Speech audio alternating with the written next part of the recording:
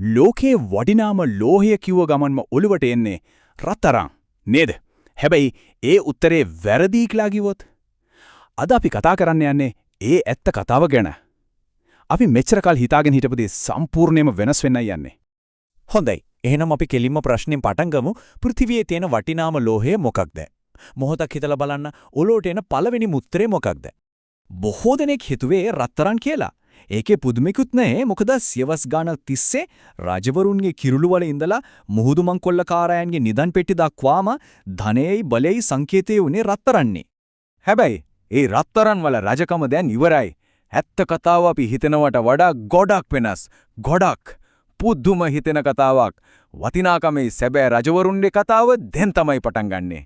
මෙන්න මෙතනදී තමයි මුළු කතාව මුඩු යටිකුරු වෙන්නේ. මේ ප්‍රස්තාරය දිහා බලන්න. මේකෙන් පෙන්වන්නේ විවිධ ලෝහවල ග්‍රෑම් එකක එස්ටිමේට් ගත වටිනාකම. රත්තරන් තියන්නේ කොහෙද බලන්න? තුන්වෙනියටවත් නෙවෙයි. ඊට උඩින් තවත් ලෝහ කීපයක්ම තියෙනවා.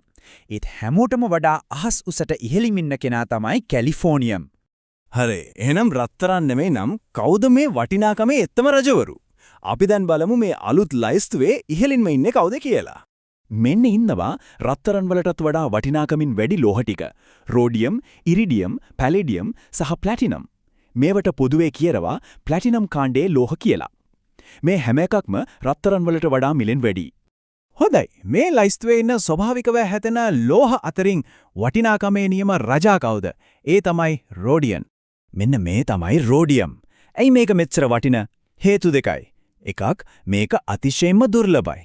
දෙක අපේ වාහනවලින් පිටවෙන විෂවායු පිරිසිදු කරන කැටලිටික් කන්වර්ටර්ස් කියන දේ හදන්න රෝඩියම් නැතුවම බෑ. ඉතින් හිතන්න හොයාගන්න හරිම අමාරු දෙයකට ලොකු ඉල්ලුමක් තියෙනකොට මිල ඉහළ යන එක අහන්නත් දෙයක්ද? හරි ස්වභාවික ලෝහ පැත්තකින් තියමුකෝ. දැන් අපි යන්නේ අපේ ප්‍රස්තාරයේ හිටපු අර හැමෝටම වඩා අහස උසට ඉහළින් හිටපු අමුතුම කෙනා ගාවට.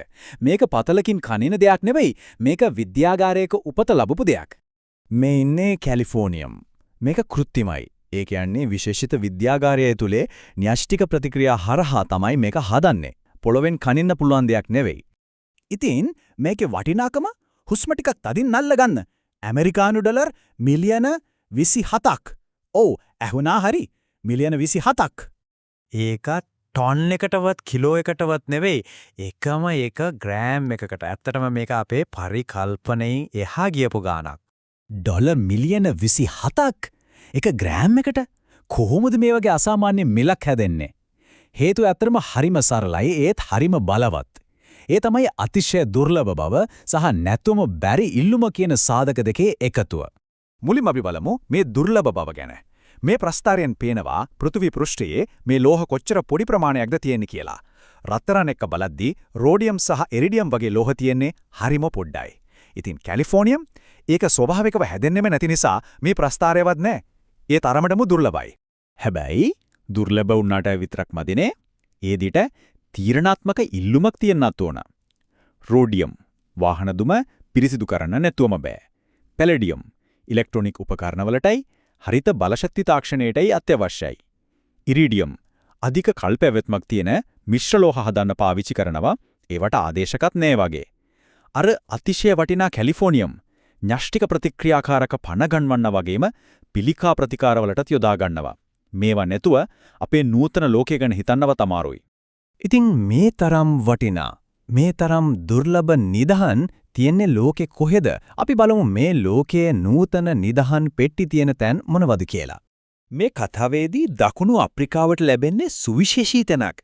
ලෝකයේ රෝඩියම්, ප්ලැටිනම්, ඉරිඩියම් වගේ ප්ලැටිනම් කාණ්ඩයේ ලෝහ සැපයුමෙන් අතිවිශාල කොටසක්. ඒ කියන්නේ බහුතරයම එන්නේ දකුණු අප්‍රිකාවෙන්. ඊළඟට ඉන්නවා රුසියාව.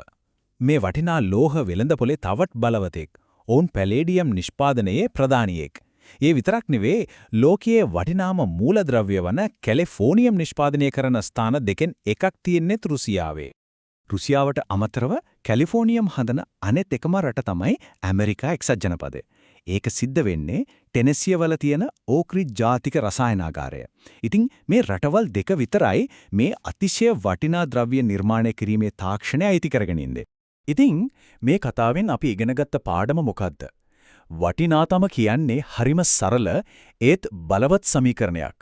අතිශය දුර්ලභ බවට නැතුවම බැරි තීරණාත්මක ඉල්ලුමක් එකතු වුණාම ප්‍රතිඵලය තමයි අපි මේ දැකපු අදහගන්න බැරි මිල ගණන්.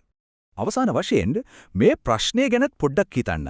අද අපිට නැතුම බැරින් මේ ලෝහවලට වඩා අනාගතයේදී තාක්ෂණයේ දියුණු වෙද්දී අපේ අවශ්‍යතා වෙනස් වෙද්දී වටිනාම මූලද්‍රව්‍යයේ විදියට අපි සලකන්නේ මොකක් වෙයිද?